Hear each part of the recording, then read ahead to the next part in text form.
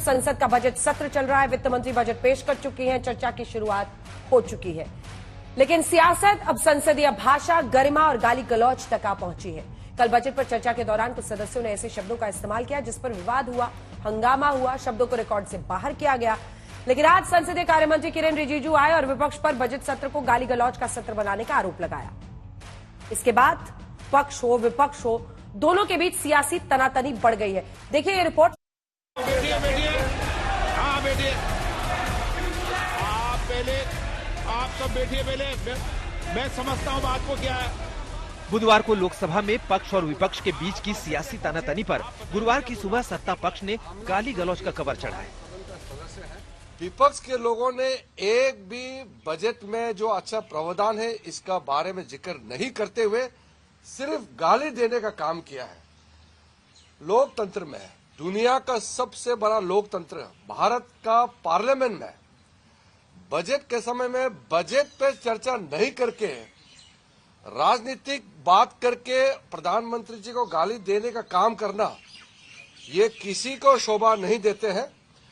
27 को मीटिंग होने दीजिए, उससे मीटिंग में जाने से क्या फायदा। बजट आ चुका है, जिस बजट में जो कुछ करना था उन्होंने कर दिया है। मैं तो सिर्फ इतना कहना चाहूँगा, मैंने ऐसी सरकार नहीं देखी जो गरीब विरोधी हो, मजदूर विरोधी हो, नौजवान विरोधी हो, महिला विरोधी हो। संसद में गाली वाले आरोप के बाद विपक्ष कंफ्यूज हो गया कि गाली किसने दी, गलौज किसने किया। एक सवाल विपक्ष को लेकर, सरकार अब ये कह रही है कि विपक्ष जो है प्रधानमंत्री को गाली देने पर आतुर है, डिस्कशन नहीं हो पा रहा है बजट। कौन गाली दिया रे भैया, आप बताओ ना, आप तो पत्रकार हो। मतलब प्रधानमंत्री जी रुदाली बन के आ गए। तो विपक्ष अपना काम कर रहा है जिस काम के लिए जनता ने चुन के भेजा है, और उसके लिए कोई रिजिजू साहब से हम लोगों को सर्टिफिकेट लेने की जरूरत नहीं है, ना उनके गाइडलाइन पे मुझे चलना है। पूछो सीधा, आप बताइए कल विपक्ष ने बात की, कौन सा एक व्यक्ति था जिसने प्रधानमंत्री को गाली दी? कोई वीडियो की बात कर रहे हैं। दिक्कत ये है, मैं नहीं कोई वीडियो आप दिखा दीजिए देश की जनता को। दिक्कत ये है कि कोई भी क्रिटिसिज्म सरकार को करें तो इनको गाली लगने लगती है। देखिए, विपक्ष देश के मुद्दों को उठाना चाहती है बजट के द्वारा, और सत्ता पक्ष को ये आदत हो चुकी है कि देश के आवाज को दबाने की। बजट पर चर्चा के दौरान विपक्ष और पक्ष के बीच तनातनी जब शब्दों की मर्यादा पर दस्तक देने लगी तो लोकसभा स्पीकर ने सांसदों को आचरण और शब्दों के चयन को लेकर लंबी चौड़ी नसीहत दी। मेरा सभी लोगों से आग्रह है, चाहे सत्ता पक्ष हो, चाहे प्रतिपक्ष हो या बीच के सदस्य हो, सभी माननीय सदस्य सदन के अंदर अपनी बात को कहें, चर्चा में भाग लें, मर्यादा रखें, कोई ऐसी टिप्पणी न करें जो सदन की मर्यादाओं के अनुकूल नहीं है और संसदीय परंपराओं के अनुकूल भी है। स्पीकर को नसीहत तब देनी पड़ी जब संसदीय कार्य मंत्री ने सांसदों की भाषा और टिप्पणी को लेकर चिंता जाहिर की। संसदीय कार्य मंत्री की चिंता टीएमसी के सांसद अभिषेक बनर्जी के शब्दों को लेकर थी। The Honorable Prime Minister is on borrowed time. You all are on borrowed time. Mark my words. And I would like to end by saying, थोड़ा सब्र रखिए और कुर्सी का पीटी बांध लीजिए, मौसम बिगड़ने वाला है। कोई भी सदस्य इस तरह का टिप्पणी और भाषा इस्तेमाल करता है जो संसदीय परंपरा में परमिसिबल नहीं है, सदन का गरिमा को चोट पहुंचती है।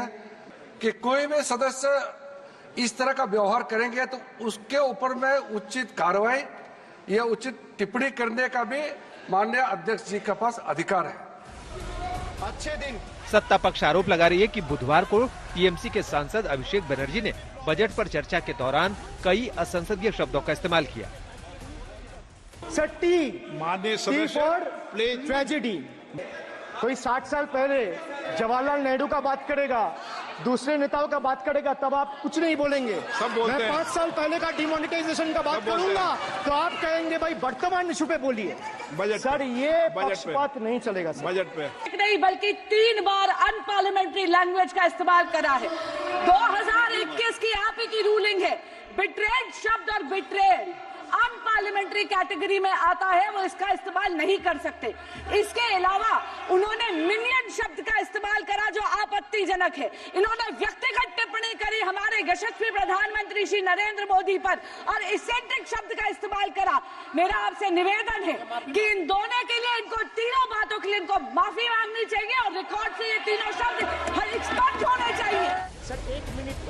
पीएम मोदी कई बार आरोप लगा चुके हैं कि विपक्ष उन्हें गालियां देता है, लेकिन इस बार आरोप संसद में बदजुबानी का है। सत्ता पक्ष जिसे गाली बता रहा है, विपक्ष उसे सरकार की आलोचना बता रहा है। आज तक ब्यूरो।